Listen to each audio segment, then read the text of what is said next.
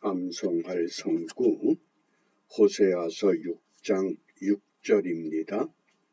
우리 함께 암송하겠습니다. 나는 인애를 원하고 제사를 원치 아니하며 번제보다 하나님을 아는 것을 원하노라. 아멘. 이 하나님을 안다 할 때 주로 야다라는 단어를 많이 사용합니다. 그러나 선지자 호세아는 다아트라는 단어를 사용했습니다. 쉽게 말하면 정보라고 하는 겁니다. 우리가 컴퓨터를 사용하거나 휴대전화기를 사용할 때 입력을 합니다. 입력한 그대로 우리에게 다시 보여지는 것, 그게 다아트라고 하는 정보입니다. 우리가 하나님을 안다고 하는 것은 하나님에 대한 정확한 정보가 우리 심령에 새겨져야 합니다. 두 가지 단어입니다. 순종, 사랑. 하나님에 대해서는 순종하고 이웃에 대해서는 사랑하는 것. 그것이 하나님을 아는 것, 이렇게 결론을 내릴 수가 있습니다. 하나님을 안다고 하는 다아트의 의미는 순종과 사랑이다. 이것을 기억하면서 오늘 우리가 읽어야 할 말씀이 에스겔 25장부터 28장입니다. 25장에서는 이 암몬, 모압, 블레셋에 대한 심판을 말씀하셨습니다. 그리고 26장부터 28장은 두로와 시돈에 대한 심판의 말씀입니다. 하나님이 선택한 백성들만 사랑하는 것이 아니라 모든 나라, 모든 민족을 사랑하십니다. 우리가 잘못 생각하면 하나님이 나를 선택했어. 이게 이기적인 사고가 되면 나만을 사랑한다. 다른 사람은, 다른 나라는, 다른 백성은 사랑하지 않는다. 이렇게 되면 성경의 의도에서 벗어나게 됩니다. 오늘 우리가 묵상의 주제가 이 에스겔 25장 17절 말씀입니다. 분노의 책벌로 내 원수를 그들에게 크게 갚으리라. 내가 그들에게 원수를 갚은즉 그들이 나를 여호와인 줄 알리라 하시니라. 이 블레셋에 대한 경고의 말씀입니다. 우리가 성경을 간단하게 정리하면 하나님이 하나님의 백성들 히브리 민족을 선택하셨습니다. 애굽에서부터 나오게 하여 홍해를 건너고 요단을 건너 가나안 약속의 땅에 정착토록 하셨습니다. 그 땅에 정착하면서 12지파가 북쪽으로 10지파가 이스라엘을 세웠고 남쪽으로 유다 나라를 세웠습니다. 그런데 그들이 결국은 다 망합니다. 어떻게 망합니까? 하나님을 떠나서 이웃 나라들이 숭상하는, 이웃 나라들이 섬기는 우상을 숭배하기 때문에, 그러니까 하나님은 우상을 섬기는 나라를 통해서 하나님을 섬기는 백성과 나라를 짓밟으셨습니다.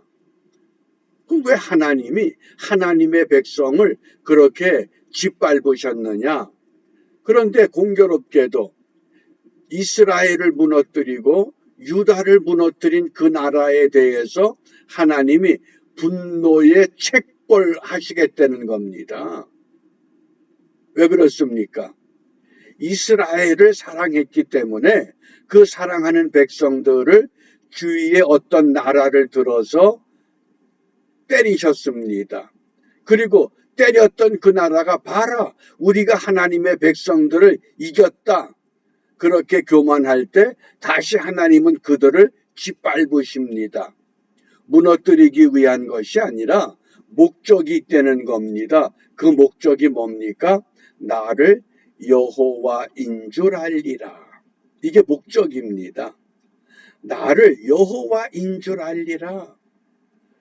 하나님의 백성은 물론이고 하나님의 백성에게 고통을 주었던 주위의 모든 나라 모든 민족들, 그들을 향해서도 하나님이 요구하는 것이 동일하다고 하는 것.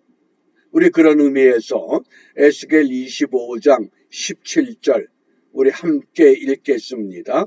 분노의 책벌로 내 원수를 그들에게 크게 갚으리라. 내가 그들에게 원수를 갚은즉 그들이 나를 여호와인 줄 알리라.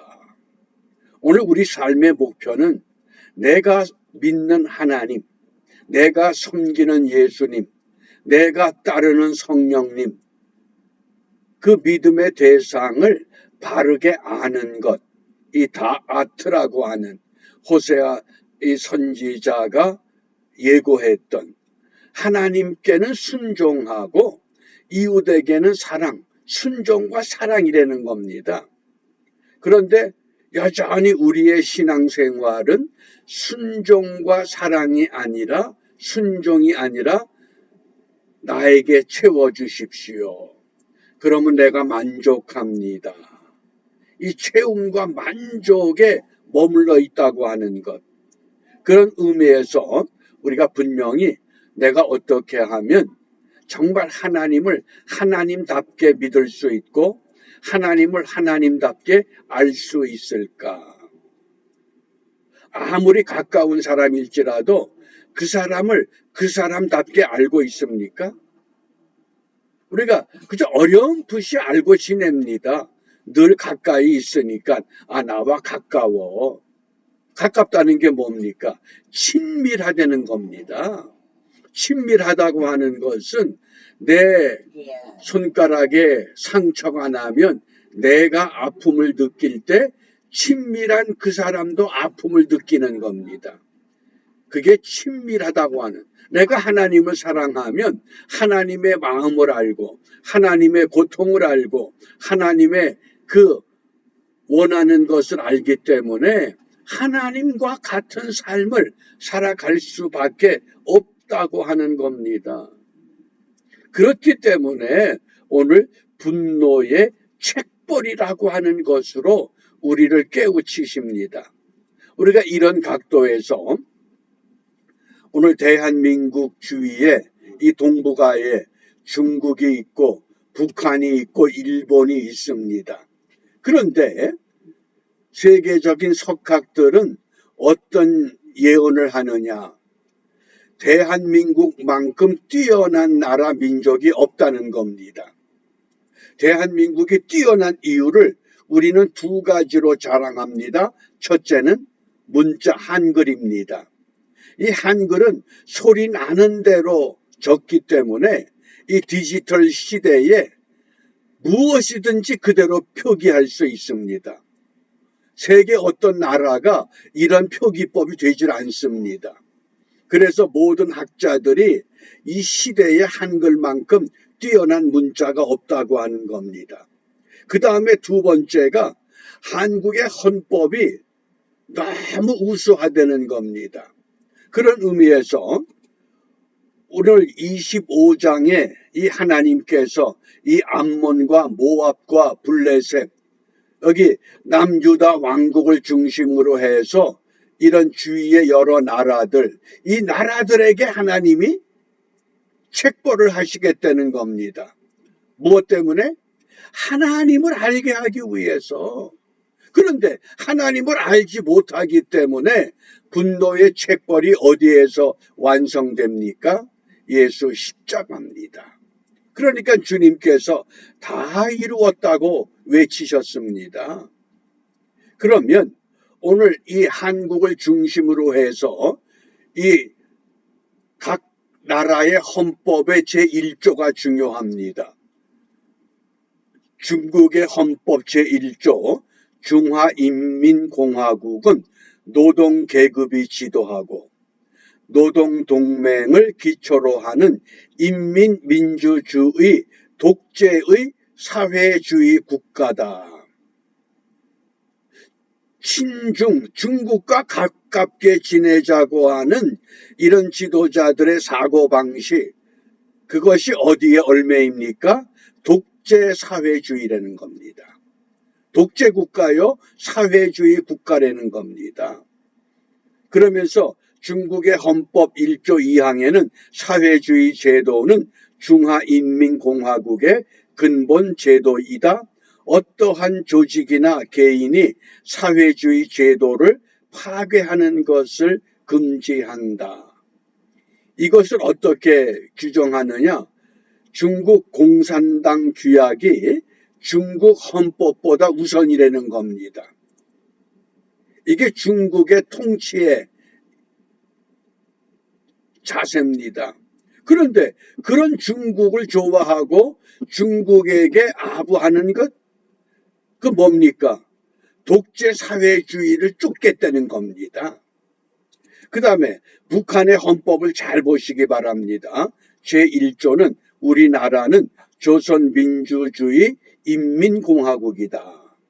그 다음에 2조에 조선민주주의 인민공화국의 주권은 인민에게 있다. 주권은 인민이 최고 주권기관인 최고인민회의와 지방주권기관인 인민위원회를 근거로 하여 행사한다. 법은 이렇게 정해놓고 지금 어떻습니까?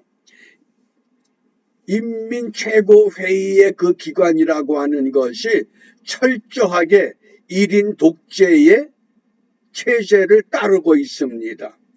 그걸 인정하지 않으면 김정은이 어떤 일을 저질렀습니까? 자기 고모부 장성택도 가차없이 처벌하는 겁니다. 그게 북한의 체제입니다. 그러면 일본은 어떻습니까? 일본 헌법의 제1조는 천황은 일본국의 상징이자 일본 국민 통합의 상징이며 이 지위는 주권이 존재하는 일본 국민의 총의에 근거한다. 한마디로 말하면 천황이 다스리는 상징적인 통치를 지금 강조하는 나라입니다. 중국이나 북한이나 일본의 헌법을 보면 세계 석학들 헌법학자들이 바람직한 헌법이 아니라고 하는 겁니다. 그러면 우리 대한민국의 헌법이 어떻습니까? 1조 1항 대한민국은 민주공화국이다. 민주정과 공화정을 합친 것, 민주공화국입니다. 그 다음에 두 번째, 대한민국의 주권은 국민에게 있고 모든 권력은 국민으로부터 나온다. 국민의 의사에 따라서, 이게 뭡니까? 선거를 통해서 국민이 대통령을 선출합니다. 그러면 국민이 그 대통령에 대해서 이건 아니다 하고 반대하면 대통령이 아닐 수밖에 없다는 겁니다. 그게 민주공화국의 특징입니다. 그러면 성경은 어떤 나라가 되기를 원합니까? 하나님이 통치한다. 하나님이 직접 미국을 다스리고 하나님이 직접 남한을 다스리고 북한을 다스리고 중국을 다스리고 일본을 다스린다 그러면 아무 문제 없습니다. 왜? 통치의 근원이 같기 때문에. 그런데 하나님은 나라마다 시대마다 그 나라의 일꾼들을 세워 가십니다. 과연 그 일꾼들을 통해서 하나님이 무엇을 원하느냐? 우리가 대표적인 성경 구절이 시편 145편 15절입니다.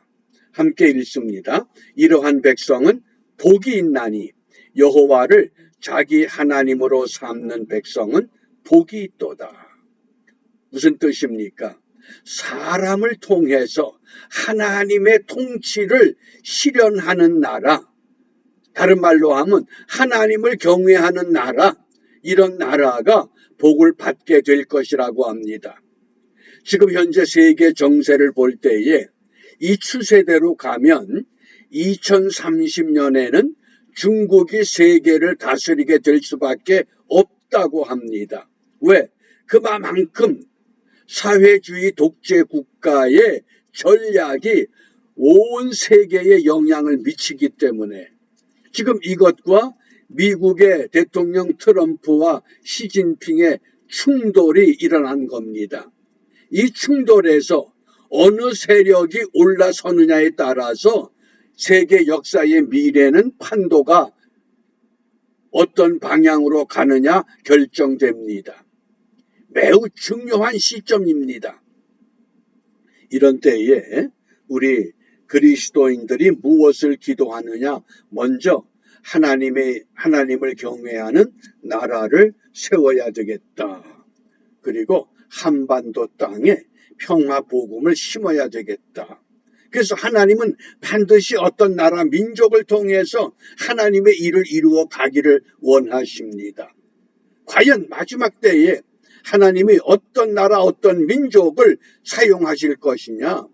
우리가 그릇을 준비하면 준비한 그릇을 통해서 나라가 크다, 국민이 많다, 그것이 아니라 준비된 그릇, 하나님이 쓰시기에 합당한 믿음이 알맞은 거룩한 성결의 삶을 추구하는 이런 믿음의 사람, 믿음의 나라, 믿음의 민족으로 우리가 세워가기 위해서 오늘도 우리 맡은 자리에서 하나님을 경외하는 일에 다트라고 하는 어떻게 하나님을 아느냐? 순종과 사랑이라고 하는 이 두 단어 마음에 새기고 그 뜻을 이루어가는 우리 모두가 되시기를 바랍니다. 기도하겠습니다. 은혜로우신 아버지 하나님, 모든 역사를 하나님이 이끌어 가십니다. 하나님이 이 역사를 주도할 때 하나님의 주도권에 모든 것을 맡길 수 있는 참된 일꾼들이 도처에 세워지게 하시고 그들이 힘을 모아 하나님이 창조한 이 땅에 보시기에 심히 좋았더라. 하나님을 기쁘시게 하는 헌신적인 희생적인 자기를 내려놓는 믿음의 역사를 이루는 이 땅의 지도자들로 축복하여 주시옵소서. 예수님 이름으로 기도합니다. 아멘.